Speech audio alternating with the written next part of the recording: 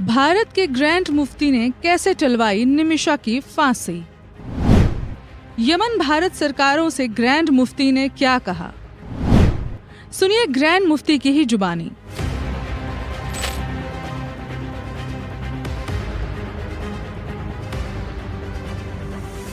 चमत्कार शब्द से तो वाकिफ ही होंगे आप।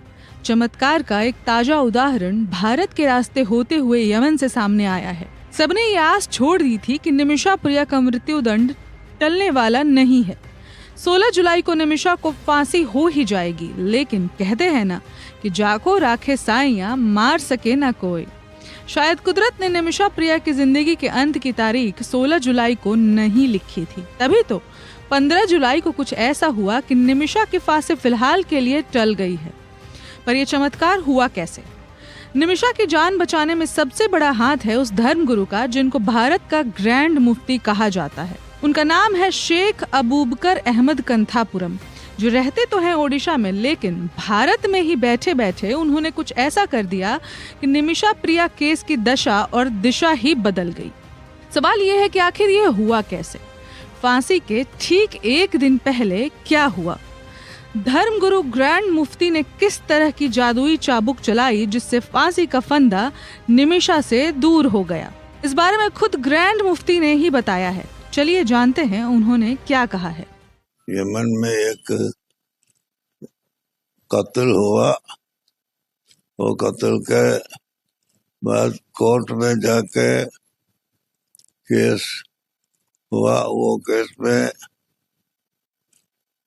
एक औरत का नाम है निमिषा प्रिया, वो नॉन मुस्लिम है।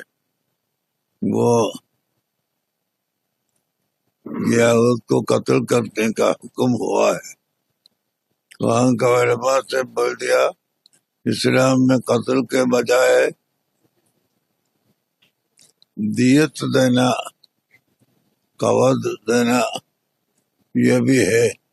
ऐसा दियत कबूल फरमाएगा या करेगा या नहीं करेगा, ये आप पूछ के अगर दियत कबूल होना हो तो वो देने के लिए इधर पार्टी तैयार है बोल के मैं वहां से उलमा से गुजारिश किया। एक गुजारिश वो लोग बोलने के बाद उसको बाद लोग तैयार हो गया, बाद लोग तैयार नहीं हुआ।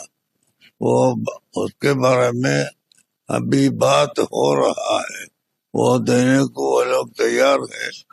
वो दिए तो कत्ल से छोड़ देगा, ऐसा काजी का हुक्म है। अभी उसके लिए अभी बात कर रहे हैं। खानदान से सब इसको कबूल किए तो कत्ल छोड़ देगा, अगर कबूल नहीं किए तो नहीं छोड़ेगा। अभी यहाँ तक पहुँच गया। कल कत्ल का दिन मुकर्रर जारी रहे तो बहुत अच्छा होगा। ग्रैंड मुफ्ती के निवेदन पर निमिषा की फांसी कुछ वक्त के लिए टल तो गई है, लेकिन मुसीबत अभी टली नहीं है। हालांकि इस मामले में निमिषा को बचाने के लिए कुछ वक्त और मिल गया है।